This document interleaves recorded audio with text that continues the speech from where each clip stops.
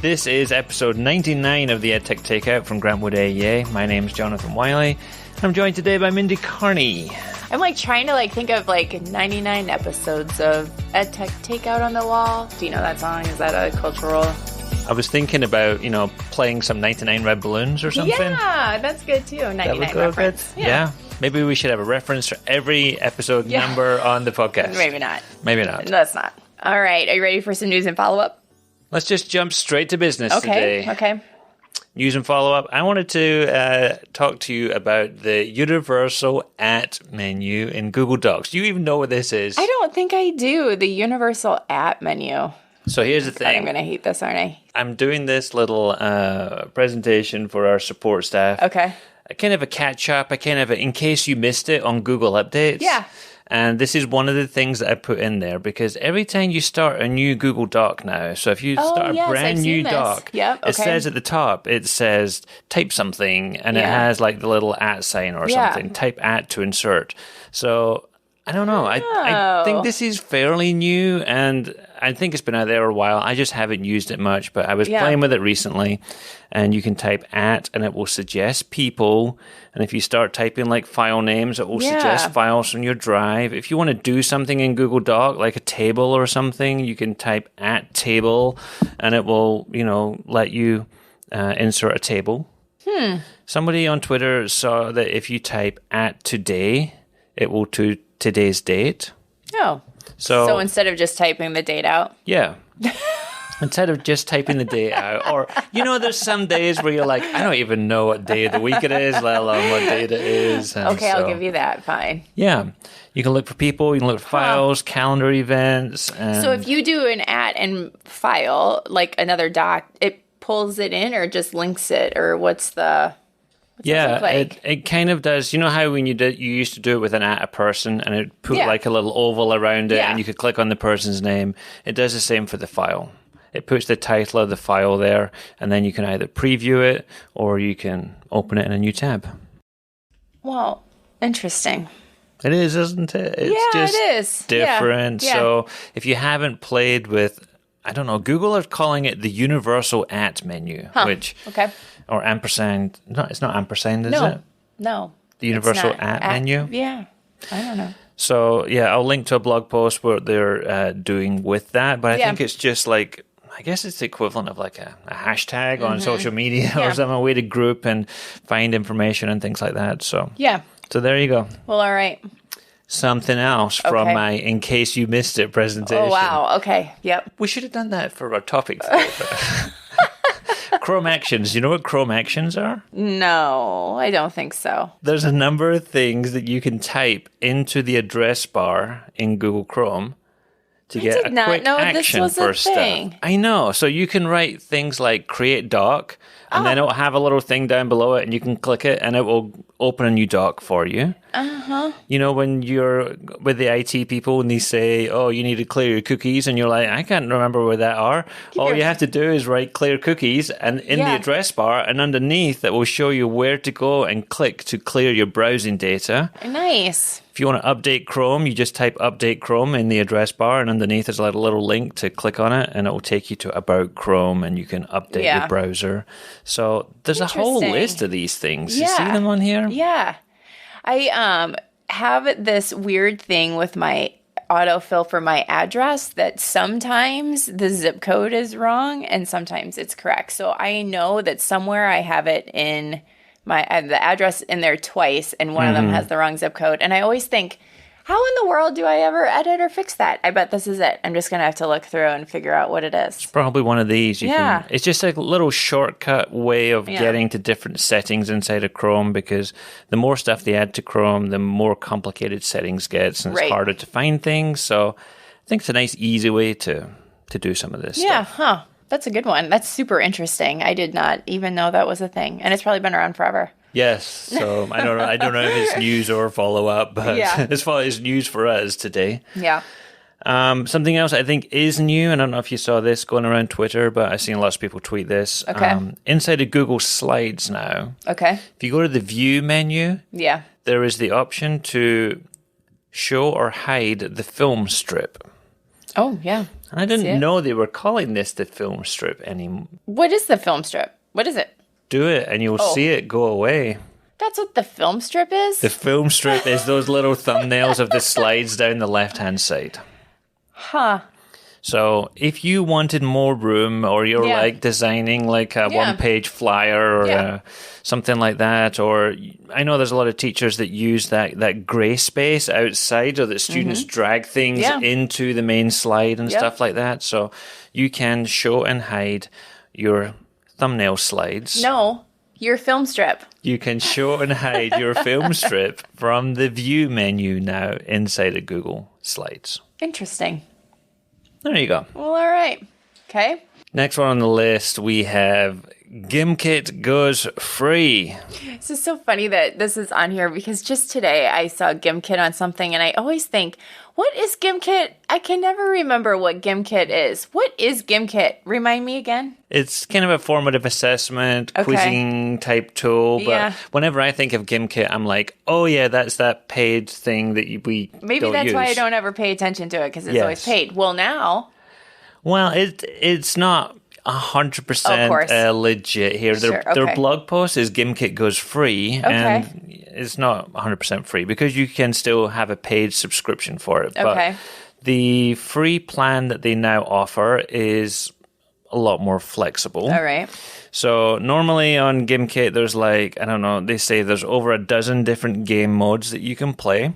On the new free plan, you get unlimited access to their currently featured modes.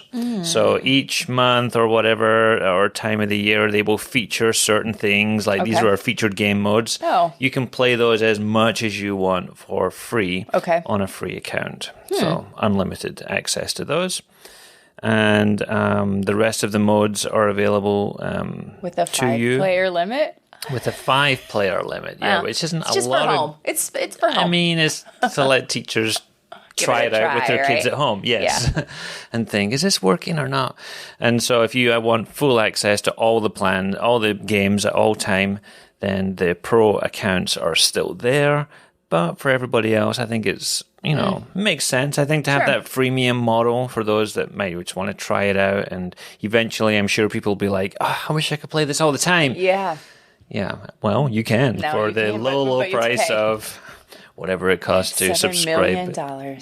Wow, that's pretty expensive for Gimkit. I hope it's not. I'm sure it's not that much. Yeah, I'm sure not too. So there you go. Gimkit is free. Okay. Ish. And last one I wanted to share, saw this on Twitter, that Canva and Flipgrid are getting together, and Canva have now created a bunch of Flipgrid templates that you can use. So you can go over to Canva's templates and just search for Flipgrid, and you'll find those there, but Flipgrid backgrounds that you can use with the Flipgrid camera. And these are good things. It's like a mind map. There's different outlines. There's like book reviews. So it's not just like having a cool office picture in the back. It's right. Like it's not actual just usable background to share. It's not just a virtual background like for Zoom or something. So. Yeah. Great idea. Well played. Two of our favorite people getting together and doing good things together. It's nice. All right, so up next, served to you piping hot. Our main course today is Student Engagement Revisited. What? I don't know if the mic picked that up or not, but I think we had this idea to do a student engagement podcast, and we started planning it out, and then I was looking back thinking, hey, did we already do this? And so... Keen listeners may note that in episode 75, we had a podcast on student engagement, but I think everything we talked about then still holds true. Sure. But I think ever since then, there's been more things that we've learned and more things that we can add and give ideas. It's almost like that Maya Angelou quote about, know better, do better. Oh, yeah. So right. I think we know more now than we did then. So we've got more to share. Absolutely, we do.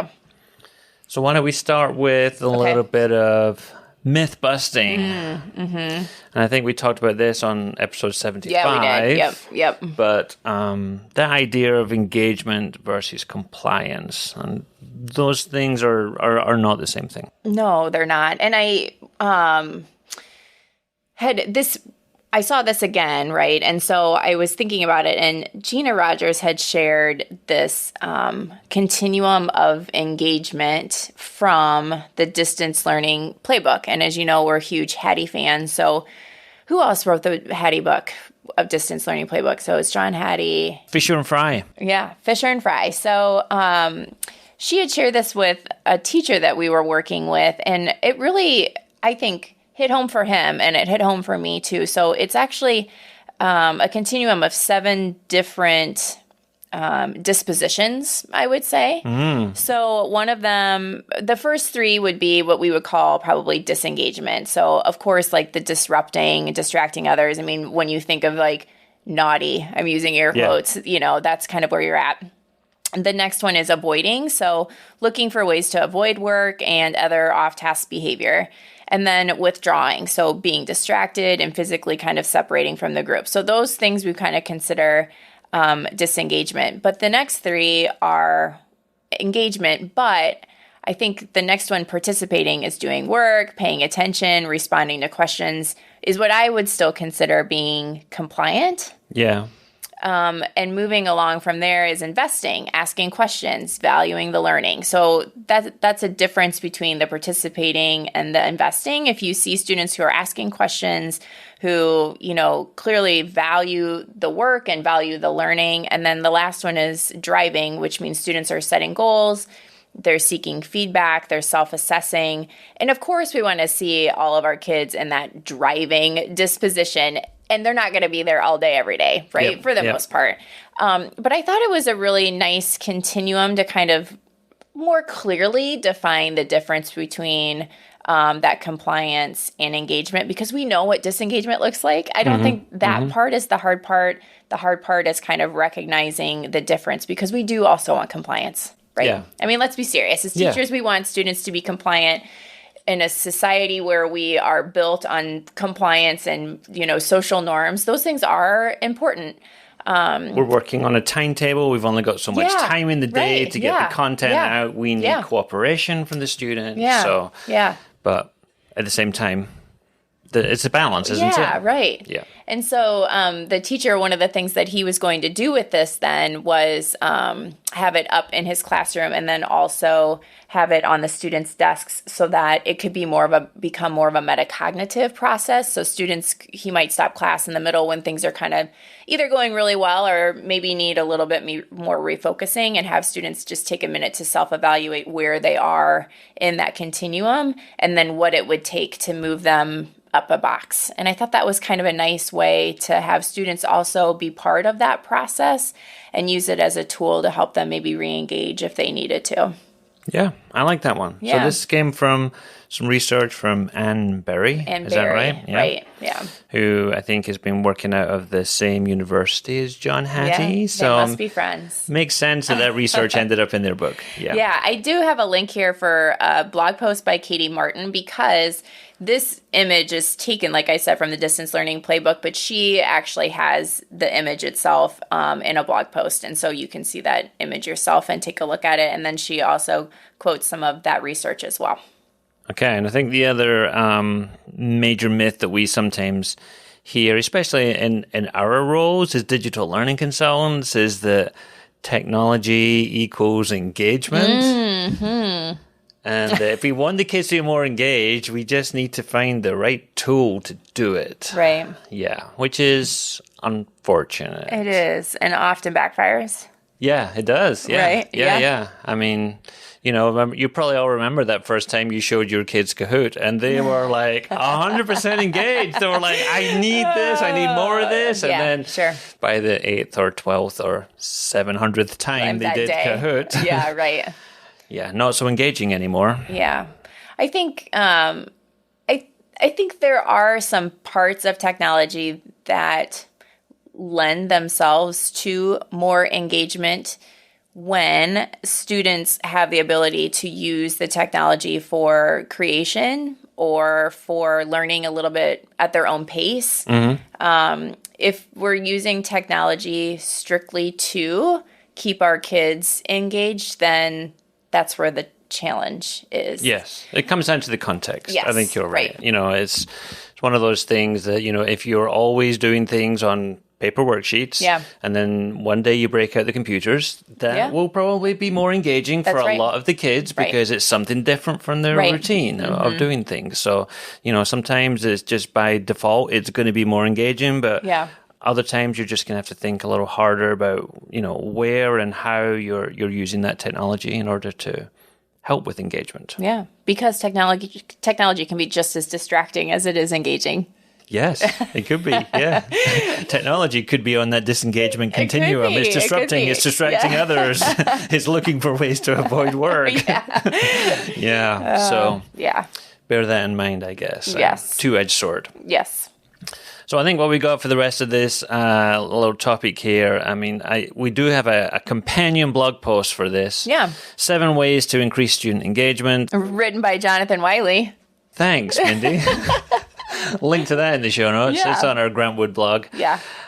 It was kind of through the lens of UDL. So a lot of these are in the UDL guidelines if you are looking for some references for these. But let's start off with the first one we've got here, and that's the idea. We were talking about this just before we started recording. Make learning relevant. Yeah. Because it's that old chestnut you get from kids a lot. Why are we learning this? Yeah. If there's no why... Yes. It's super hard to get kids engaged in. Yeah. And I would even say, our examples were when, off show, I guess, where we were talking a little bit about math. And math is challenging, I think, because I know there are things in the standards that, students need to learn that I might look at and be like, wow, I've never used that in my adult life. If that's the case, and you probably are going to have things that are, that you're teaching that you're like, I don't necessarily know why I am teaching this to the students, that then it's important to somehow tie it in to something else for them, So if you're doing some sort of graphing, play Battleship. If you are, doing some sort of data analysis, make the data about the students somehow. And data analysis, I think, is a really important skill. So I'm not saying that one isn't, but it might be hard for younger students to identify where that might live in their life down the line. It might even be hard for high school students. Why do I need to analyze data? So finding those connections that connect it back to them in that moment. If you're finding it also hard to say why you're learning it, making it relevant in the moment then for those students, I think is more short-term relevance as opposed to long-term relevance. I think sometimes maybe it only comes down to, this is part of critical thinking and reasoning and, those types of skills that people are looking for in jobs, that if you can attack this formula or this equation or something and ways to try and decipher it, then that's critical thinking skills and reasoning skills, but we don't want to make that the catch-all for all of this. We want to make connections wherever we can, so look for those in the learning if you can find them. All right, next one, thinking about removing barriers to learning. And I put on here maybe seen or unseen, because sometimes we can look at things and we can know why a student is finding it hard to access the content or get engaged in the learning. And other times it's not immediately obvious. So, maybe sometimes, if all your curriculum material is not maybe culturally appropriate, your students can't identify with where they're from and who they are as people, then that could be hard for them to engage. If your students aren't great readers, but you're giving them a textbook and saying, read this chapter, and they have no other way to attack the text other than looking at it with their eyes, and then, that could be a barrier to engagement. There's just all kinds of ways that we need to maybe think about and look for seen or unseen barriers. Yeah. I think one of the important things to think about is really recognizing what the learning intentions are, and then whether or not you can remove barriers to get kids to that learning intention. Remember that episode we did forever ago that was like, we cheat every day? Yeah. Yeah. And that makes me think too, like, why not give kids the ability to voice type unless you're grading handwriting? You know, and so, and those video and audio directions and text and things like that really allow students to show you what they know about whatever the learning is. So I think that sometimes some of it is just thinking about, what do I really need to know that my students know, and what things have I, or are there blocking them from actually showing me those things? Yeah. So part of it's about knowing your students as well, because that's going to be different for one student compared to the next student, and just trying to anticipate and think about that when you're planning your lessons. You know, where are the barriers here? Where do I need to put some extra supports in? Yeah. And I guess one other thing I did write down that I think sometimes we don't think about is sometimes just providing more time. Is an easy thing, right? Definitely. So even if you're thinking, well, I don't really know what that looks like, just allowing more time for some students that are, you know, take a little bit more time to process, takes the stress out of situations that maybe isn't necessary to have. Yeah, and it's easy to say, well, if you don't finish, then finish at home. But, you know, that's not great for those students that need that extra time. Support. It's just giving them extra work to do. Yeah.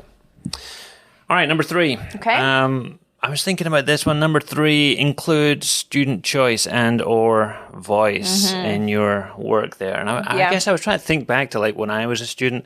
I don't think I had any choice or voice in my learning when I was growing up. They never said do this, or you can get a choice of these 5 things to do. It was, here's the thing, do it and work through it. But I'm old, so I don't know. You are, that's right. Today, I think we see more of that than we used to. Yeah. And I think a lot of times when we talk a little bit about voice and choice, that it can make people feel a little skittish because they think, oh my gosh, how many choices do I need to provide? It's not, I always call it forced choice. Like, you still want to provide choices for your students that will get them to the learning. It's not just like a free-for-all for everyone. It's about really, I think, making a forced choice for students so that you still are comfortable with what they're doing, that you still feel like, okay, I'm okay with what's going on in here. Yeah. And it doesn't have to be 5 different choices. It can be 2 choices. Yeah. And they might be not that different from one another, but just providing some of that choice does allow students to have a little bit, I think they feel a little bit more powerful in their learning when they are able to make some of their own decisions during the day.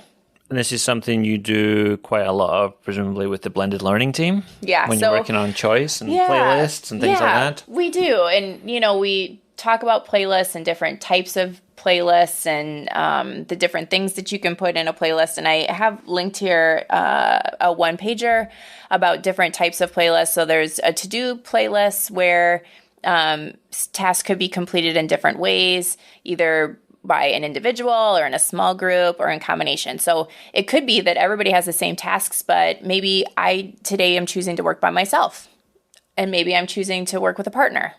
That's an easy choice. Yeah. Right. And I think we see that choice a lot. Other things would be like a differentiated playlist where teachers have maybe different playlists or different choices that students can make based on skills that they still need to work on. Maybe different modalities of how to engage in the content. Like maybe you would prefer to have a small group mini lesson. Maybe you'd rather watch this video. So that students are able to choose then how they obtain the content. And then I think what most teachers really end up enjoying the most are kind of a must do and may do. So the must do's are things that all students have to do and get finished maybe during a week or in a 3-day period. And then there might be some choices in the may do part, and students then can choose in there what they'd like to do that maybe is how they apply what they've learned or how they might extend what they've learned. And so we call that a must do or may do playlist. Sounds like we might need to go back and revisit our blended learning again on a future podcast episode. I'm getting sucked in here and drawn into it all. So, yes, choice and voice, a great way to help keep students engaged in the learning there.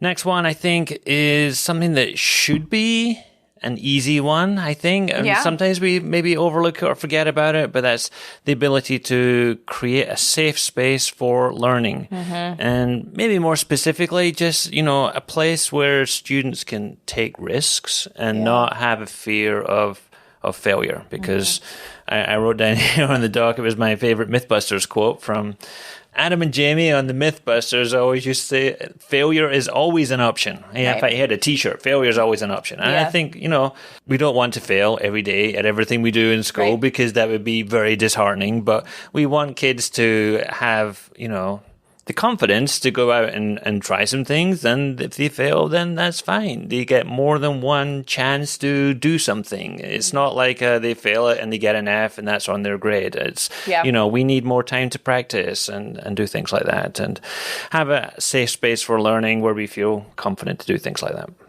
Yeah, and I think that's all about the culture of the classroom, which I think probably kind of hits this next one that we're going to talk about too. But, there is an instructional strategy that, and I didn't link it in here, but Gina Rogers calls it celebrating mistakes. I think it's also another way that I've seen it is my favorite no, and it's about bringing in mistakes that that teachers have found, and you get to kind of talk about why that was a mistake and to kind of celebrate how students are making mistakes. Yeah. And it also comes into a little bit of error analysis too, like why was this a mistake or where did we go wrong and so really I think honoring the effort is such an important thing if you ever want your students to have any sort of productive struggle.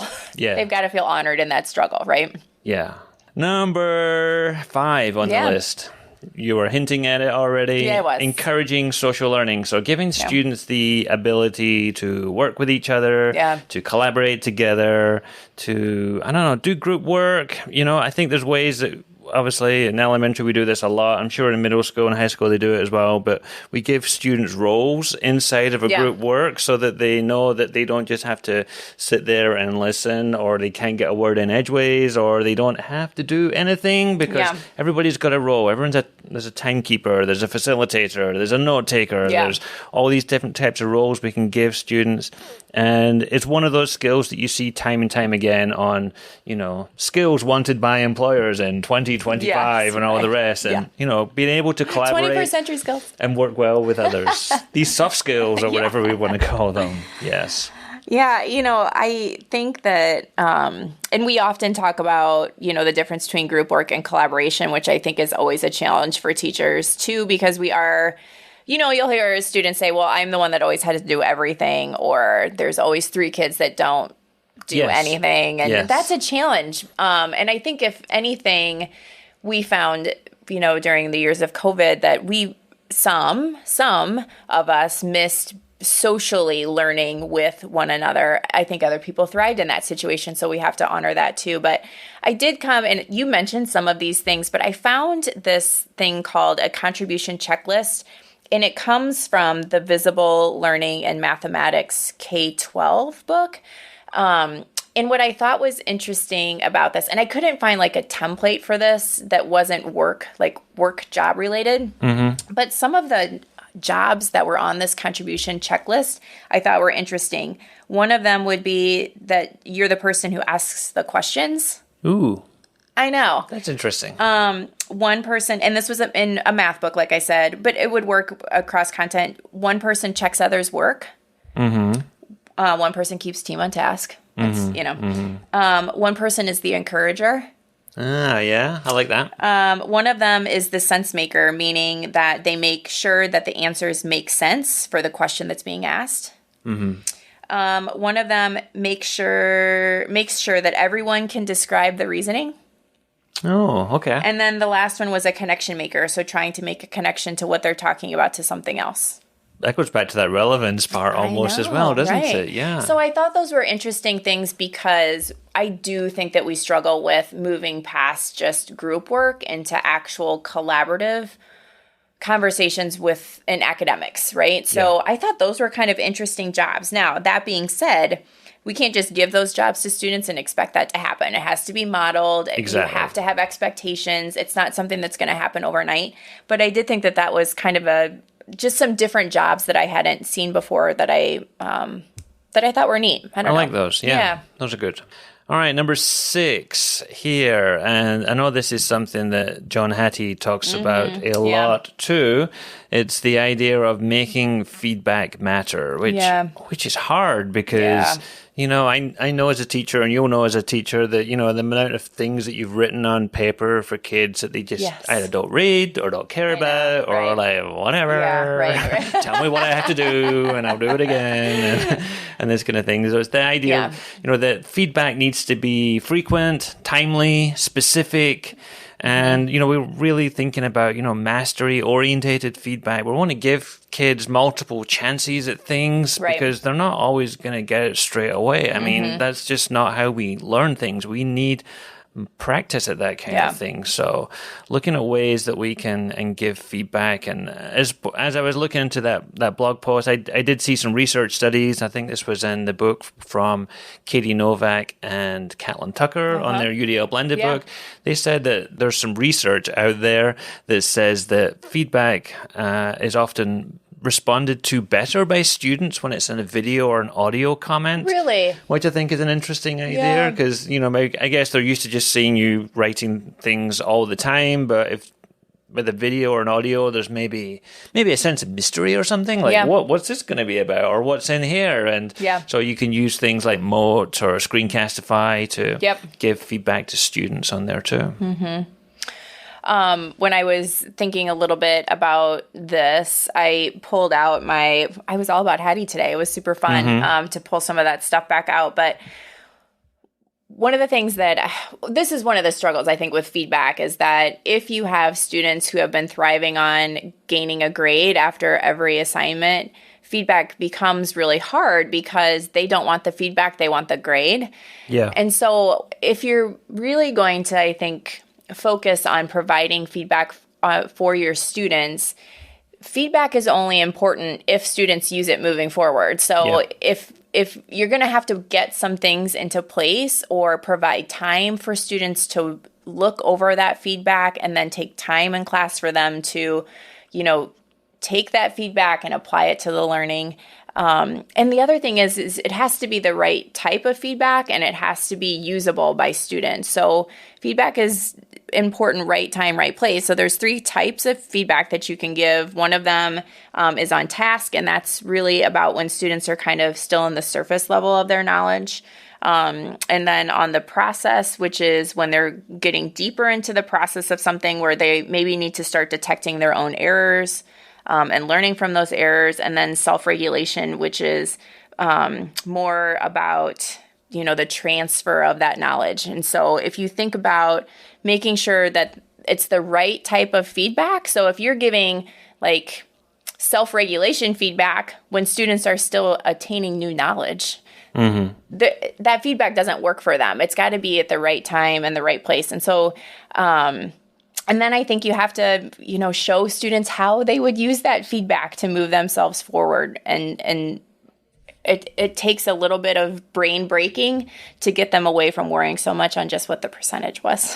Yeah, which is that's, you know, the biggest struggle, I think, right? Yeah.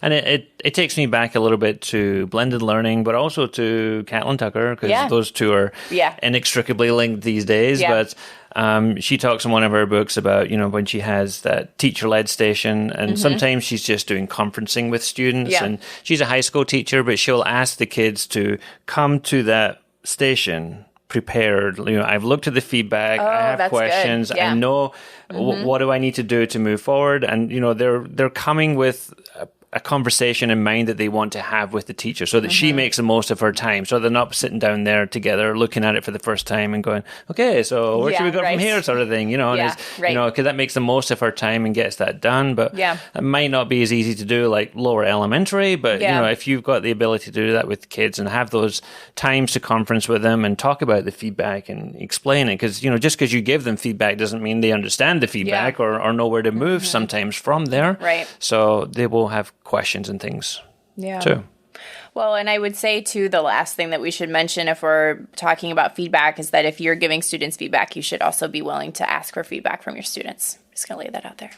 Back away slowly. No, I don't think so. And I think we've talked about that before too. Yeah. But I think students feel, if students can see that they've provided feedback to the teacher and the teacher's actually done something with it, it also gives them more power in the classroom, right? And when you're asking for feedback, make it focused. Like, how did this playlist work for you today? Exactly. Not like, how do I make you feel, if you don't want to open yourself up to like personal criticism, make it about the class and focus on something specific in your classroom that you really want to know how it's going for students, and then make those changes and say, hey, I made this change because the feedback was, and then students are going to see like, oh, and you automatically become more engaged if you feel like, oh, he's really listening to me. I really make a difference in here. Yeah, definitely. So that takes us on to number 7, the last one on our list to talk about today, and that's the idea of setting goals with students. So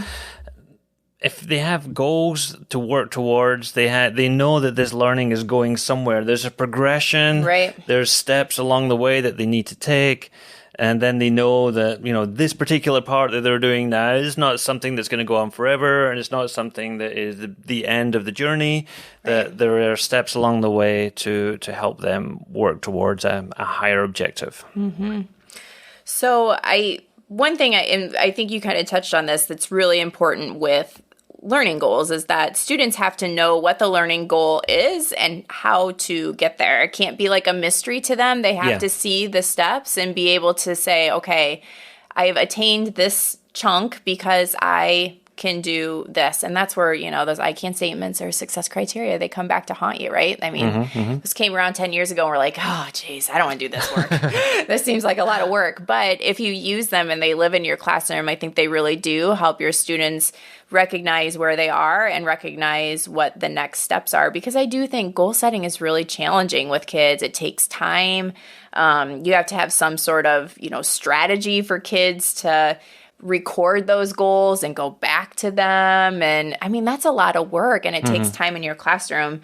And you have to model it for kids too, which takes more time. Yeah. And then, like you said, and I like this too, that one of the things that Catlin Tucker talks about in her Balance with Blended book is using conferencing too for that. So that when students have a goal, they need to be able to come and say, hey, I have evidence about this goal. Here it is. Let me show you. And you just build that right into your playlist or your blended learning, structure, whatever it may be. But I think it's hard. I think goal setting is something that's super challenging. Yeah, it's something that I think you have to start, early with kids so that they get in the process of doing it, and something you have to try and be consistent about as a district going forward, because if like one teacher does it in 3rd grade and they don't do it again until 6th grade, then it's like they have to start again basically. They lose that automaticity with it. But I think you as a teacher can also look at ways to scaffold some of those goals. Like, this is the goal and these are the steps that we're going to take to get there. And it looks more manageable that way, and you can see the path, and this is what I need to do and I'm going to get there. So I'm going to be more engaged. I know where I'm going with the learning. So we talked about, I think it was like last winter, we did like a webinar series, and one of the sections of that was about learning goals or setting goals, I'm sorry. And I did create a student portfolio template. So we'll have that linked here too if anybody wants to, use that. It does have single point rubrics put in there. We won't talk about single point rubrics probably today, but that's something that you can look up from Jennifer Gonzalez, and it has those kind of built into it. And it might be a spot to start, although I think portfolios are challenging to get going too. So I always like to have a little asterisk next to it, like, I know this is hard.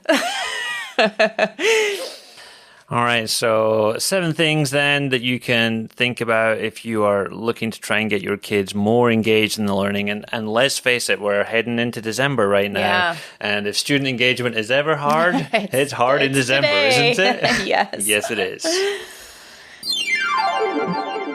So up next, my favorite part of the show, tech nuggets. We always pause here, waiting for who's going to go first. I was looking at your, I don't know, what's this first? I want you to go first, and I want you to correctly pronounce the name of your tech nugget. I was going to ask you, do you know how to pronounce my nugget? Because I don't know how to pronounce my nugget. I think it's going to be Stooa. I think so. I think so too. I'm going to go with Stooa, which is a new tool I came across recently. It's an online Fishbowl tool. Okay. So Fishbowl. ELA teachers will be familiar with the fishbowl technique, where you have a conversation on something, but instead of having a whole group, you maybe bring that down to like 4 or 5 kids in the middle of a circle, and the rest of them are the people watching them from the outside, watching the fishbowl. I'll put a link to what Fishbowl is if you haven't seen that before. But this is kind of an interesting tool. It's kind of like a video conferencing tool. It's kind of like joining a Zoom call. You join a Zoom call, and then there's 5 seats for you to join and take part in the conversation. So if you are, starting the conversation, you as the facilitator, the teacher, you're going to be there, and then you're going to have maybe 3 or 4 students there that want to start talking about this conversation. And the idea is you always leave a seat available for somebody else from the audience to join. It's like in a Zoom call, where you see all your participants down the right-hand side there. Anybody at any time can take the empty seat, but when somebody takes the empty seat, somebody else has to give up their seat. Oh, I see. And that's how it goes forward. And you keep going through the conversation. You can set a timer for how long the conversation's going to be, and I guess maybe assign some of those roles that you talked about for taking notes and facilitation and stuff like that. But completely free, 100% based on that Fishbowl model. So I just throw it in there. I think it's not something a lot of teachers are in our area are doing right now in terms of virtual instruction. Right. But I think it's an interesting one maybe to keep in your toolkit in case one day you might need it again. Okay. You never know. Yeah, that's right. All right. So I couldn't decide if this is really a tech nugget or just funny. But Nicholas Ferroni, I think it's Ferroni. Is that right? I was waiting to see how you were going to pronounce your tech nugget, Here we are Mindy. again, so I saw that he tweeted, a couple days ago that says, I changed my phone's name to Your BFF and I randomly AirDrop these memes to students who are on their phones and their reactions are hilarious. And so they're all like memes about like your grades and like what's going on in school right now and make sure you're paying attention to Mr. Ferroni's amazing lesson. They're just kind of fun and memes that you see all the time with whatever words on them. And I don't know if it's a good idea or if you're like opening a can of worms, but I do think it's kind of a fun like way to get kids, like, hey, I see you on your phone. And not everybody has their AirDrop open. I don't know if kids have their AirDrop open. I have mine open to like my contacts, but not to everyone. So I don't even know like how often he does this or whatever, but I did think it was kind of a creative way to use like a funny little like hack. I like it. Yeah. And you can only AirDrop to iOS devices. That's right. But maybe if you had iPads in your classroom or Macs, you could AirDrop to a Mac. You can AirDrop to a Mac. Yeah. There was a story in The Wired for a while about this guy who used to do this on public transport. Yeah. He had this picture of a sloth in a spacesuit. Yeah. And he would just randomly just fire it off to people. So funny and just like watch them get it. Yeah. So I think it's in that vein, but funny, fun. Yes. I mean, we're in December. We got to try and keep it real, haven't we? Might be real. Yes. All right. My second nugget is something I didn't know existed, but it's Simplewikipedia. It's simple.wikipedia.org. Okay. And at simplewikipedia.org, they use simple English words and grammar.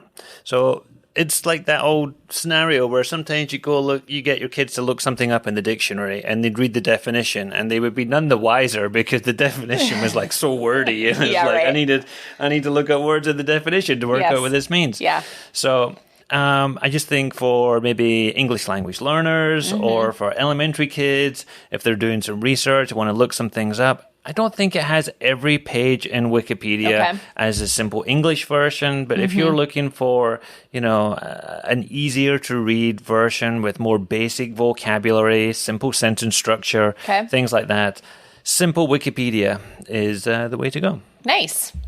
I like Wikipedia. Yeah, me too.